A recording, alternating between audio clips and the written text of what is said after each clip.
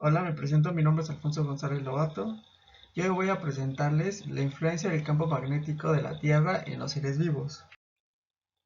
Para comenzar un poco acerca de todo esto, se me hizo correcto comenzar con este gran personaje, que se llama Hans Christian Ørsted. Fue un físico y químico danés de 1777 a 1851, es decir, fue una persona que vivió 77 años. Fue maestro, conferencista y director de la Universidad de Copenhague. En 1820, Heinz realizó una observación totalmente certera, que días después lo explicó en una conferencia. Con un experimento demostró que la aguja de una brújula puede ser desviada del norte cuando se coloca un hilo que produce corriente eléctrica. Y en esta imagen podemos, representar de alguna forma todo lo que hizo este personaje. Aquí tenemos la aguja y aquí tenemos el hilo conductor, que al final de cuentas cuando nosotros lo posicionamos de esta manera, la brújula se va a desnortear, por llamarlo así. Y ahorita vamos a ver un pequeño ejemplo cómo quedaría. Poco después de su demostración, Hams supo que se trataba de un efecto simétrico, en el cual analizó detenidamente y concluyó que la fuerza de la aguja de la brújula también se desarrollaba en el hilo conductor, dando la fuerza del imán se dirigía al polo norte y sur del mismo, afirmando así la interacción entre electricidad y magnetismo. De aquí viene una parte interesante, aquí es donde está pues ya más propiamente el experimento. Esta parte que tenemos acá está simbolizando una brújula. Estos son imanes que están posicionados hacia el norte, que está hacia acá, y el sur, que está hacia acá.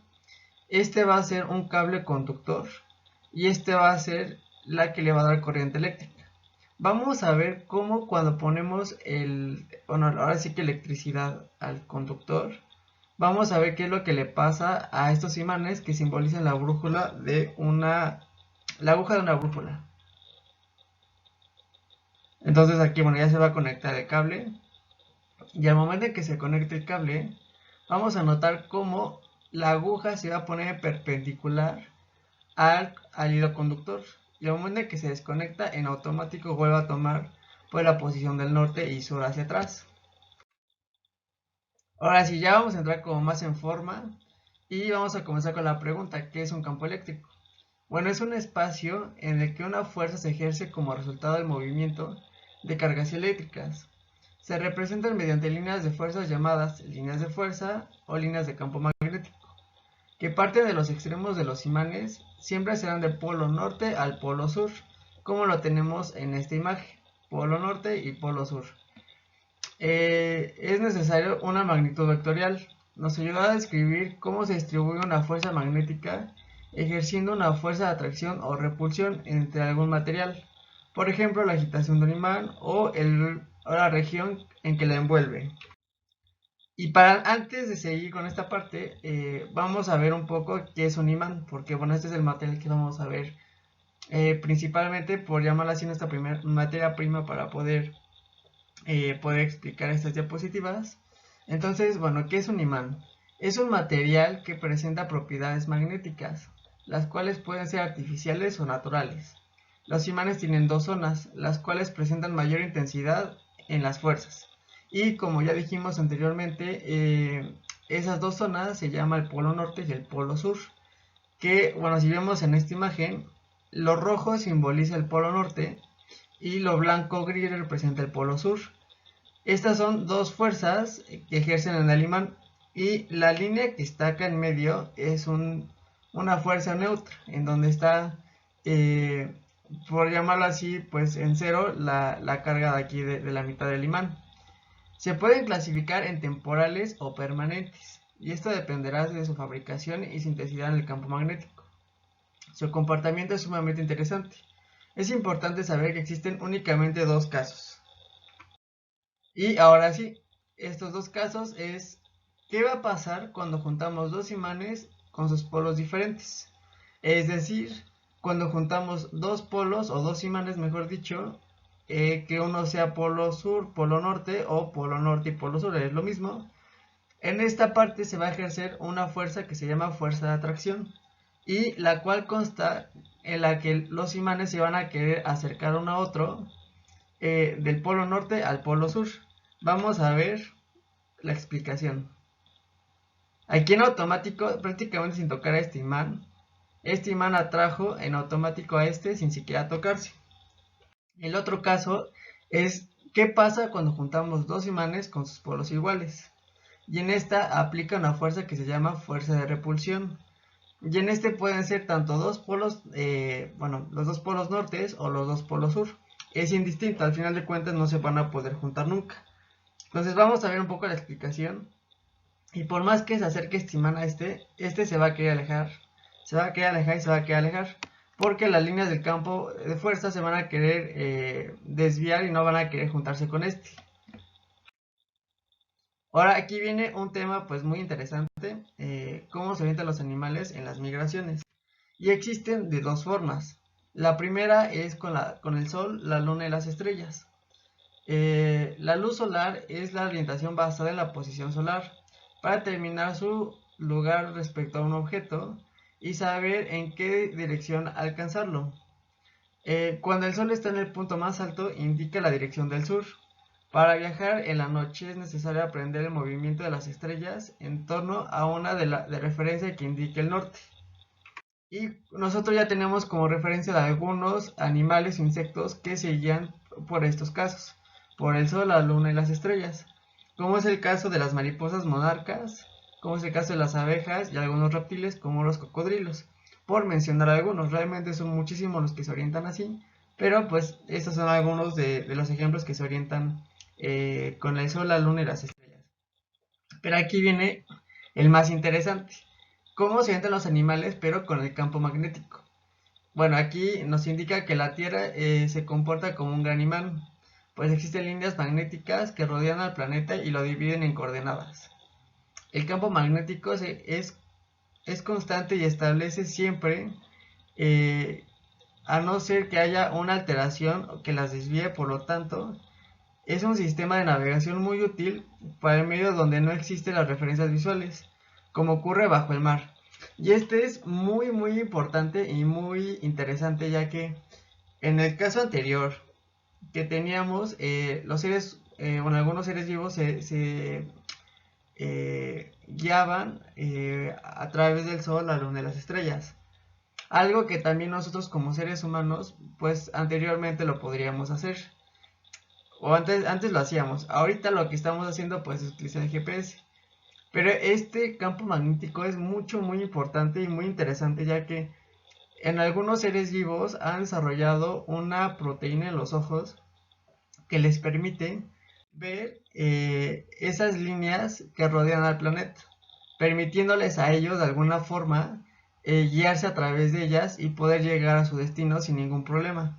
A mí se me hizo muy interesante, ya que, bueno, nosotros como recordamos, realmente todos los seres vivos pues somos diferentes, y la cualidad de alguno de estos animales es que pues tiene la posibilidad de poder ver todas estas líneas de fuerza y utilizarlas prácticamente como GPS si lo traducimos en cuanto a nosotros como seres humanos. Y estos animales que tienen desarrollada esa proteína es las aves, algunas aves, los murciélagos y las tortugas marinas. Ahora vamos a pasar con qué es la magnetosfera. La magnetosfera es el área del espacio alrededor del planeta que está controlada por el campo magnético de la Tierra. Este es la Tierra y este es el campo magnético de la Tierra y esta es la magnetosfera. Su trabajo es desviar la mayor parte del viento solar, formando un escudo protector contra las partículas cargadas de alta energía procedentes del Sol. Y magnetosfera es algo muy importante y muy vital para nosotros como seres vivos, ya que si realmente no existiera pues la magnetosfera, todos estos rayos del sol, toda la energía solar se metería y penetraría pues con todo realmente a la Tierra y nos afectaría totalmente, porque desafortunadamente si no existiera la magnetosfera creo que no conoceríamos pues a la Tierra como la conocemos ahora. Pero aquí viene una parte interesante. Realmente no solo la Tierra tiene magnetosfera. Realmente todos los planetas que tengan campo eléctrico van a tener una magnetosfera. Como es el caso de Mercurio, Júpiter, Saturno, Urano y Neptuno. Y como dato curioso, De aquí de la Tierra a la magnetosfera son aproximadamente 100.000 kilómetros de distancia. Es decir, de la Tierra al punto más alto de la magnetosfera son 100.000 kilómetros. Ahora vamos a pasar con qué son los polos magnéticos de la Tierra. La Tierra gira sobre un sistema pasando su eje de giro llamado eje del mundo por los polos geográficos norte y sur. La proyección hacia el cielo del eje de giro, su punto norte y sur, coincide muy aproximadamente en una esfera celeste con la estrella polar para la zona norte y sobre una zona despoblada de las estrellas de la constelación del octante del polo sur. Pero vamos a ver un poco más qué es el polo norte. Y bueno, creo que todos los ubicamos, pues realmente es el polo que se encuentra al norte del continente americano, pasando por Canadá. Es una dirección que señala la aguja, imantada de una brújula, a la del polo norte magnético. Y esto, recordando un poquito el experimento que hicimos hace un rato, todas las brújulas están orientadas hacia el polo norte, siempre. Entonces, es muy fácil para nosotros, o las personas que utilizan las brújulas, guiarse y ubicarse a través de las brújulas, porque pues siempre les va a estar mostrando el norte y saben más o menos para dónde dirigirse. Se encuentra a 1600 kilómetros cerca de la isla de Bathurst, en la parte septentrional de Canadá, en el territorio de Nunavut. Ahora, que es el polo sur, en caso contrario del polo norte, pues está en la parte abajo de la Tierra y se localiza al extremo de Austral. Es un planeta equivalente a una latitud de 90 grados, donde convergen todos los meridianos. Se define como un lugar donde el eje de la rotación intrínseca de la superficie y son aplicables iguales observaciones que para el polo norte. Y este es muy interesante, ya que tanto el polo norte como el polo sur están prácticamente a la misma distancia. O sea, si no existiera la Tierra literalmente en medio, al momento en que juntamos estos dos polos, coincidirían casi perfectamente. ¿Qué son las auroras boreales? Y este tema me pareció muy peculiar y se me hizo muy interesante. El Sol emite un flujo constante de partículas cargadas, radiación cósmica, en todas direcciones, conocida como el viento solar, que es más o menos donde interviene la magnetosfera, que barre el espacio a 1,5 millones de kilómetros por hora. Una aurora se produce cuando las partículas cargadas procedentes del Sol chocan con un campo magnético de la Tierra. Estas partículas procedentes del viento solar son guiadas por el campo magnético de la Tierra y se dirigen hacia los polos. Cuando estas partículas alcanzan nuestra atmósfera, chocan con las partículas de oxígeno y nitrógeno, excitando a los átomos, haciendo que estos generen un electrón. Transcurrido un rato, al liberarse de este electrón, devuelven la energía adquirida en forma de luz. Esta luz puede producirse con distinta intensidad y longitud de ondas, que afectan al color de la luz de la que vemos. Realmente, en lo personal, yo nunca he visto un evento de esta categoría, aunque se me haría muy interesante, ya que al momento de estudiarlo me di cuenta de algo. Es un fenómeno que depende mucho de la actividad solar y el viento solar, por lo que resulta prácticamente impredecible encontrarlas o verlas con facilidad. Se dice que para poder verlas es principalmente en etapa de otoño o primavera, es decir, más o menos entre octubre y marzo. Y aquí les dejo un pequeño video para que vean de qué se trata y cómo es que interactúa todo esto de la energía solar, de todo esto cósmico, con el campo magnético de la Tierra y puede generar este bello espectáculo. Aquí podemos ver cómo se van deslizando del polo norte al polo sur todos esos electrones que se convirtieron en luz. Aquí vemos las ondas y la intensidad de esa luz, de tal forma que nosotros podemos identificar pues realmente lo que estamos viendo. Y ya prácticamente, ya casi para concluir, antes de saber el funcionamiento de la brújula, tenemos que saber qué es una brújula. Bueno, la brújula es un instrumento que sirve para orientarse y que su fundamento está basado principalmente en la propiedad de la aguja magnetizada. A través de una aguja imantada se señala el norte magnético, el cual es ligeramente diferente a cada zona del planeta. También es diferente al norte geográfico. Aquí, bueno, ya tenemos pues la imagen de una brújula. Y ahora sí vamos a ver cómo es un funcionamiento.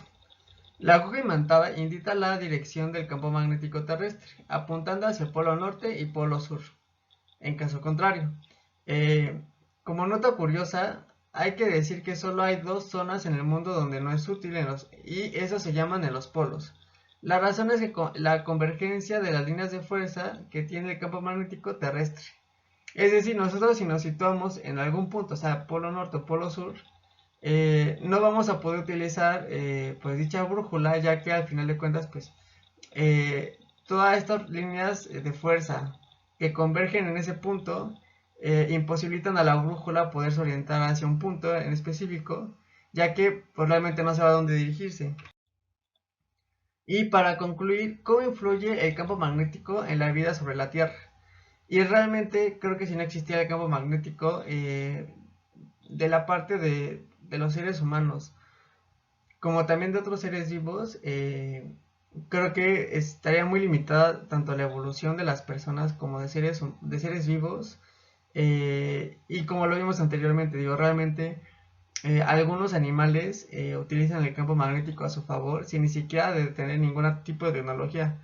Con el puro simple hecho de haber desarrollado por parte evolutiva una retina en sus ojos, que mejor dicho es una proteína, pueden utilizar el campo magnético de una forma pues impresionante. Pero por ejemplo en nuestro caso, además de que nos sirve para muchas cosas, el campo magnético nos permite, por poner algunos ejemplos, mantener algunos productos o herramientas eléctricas como el micrófono, timbres, microondas, radio, electricidad. Y esto es de suma importancia porque al final de cuentas todo esto viaja por ondas, viaja por electricidad y todo es gracias a los campos conductores que ejerce tanto el campo magnético como todo lo que hemos estudiado gracias pues a muchos personajes eh, anteriormente a nosotros como Hans, que han estudiado todo esto y gracias a ellos hemos tenido lo que tenemos hoy en día. Y pues realmente creo que esta es la más importante del campo magnético en la Tierra. Muchas gracias.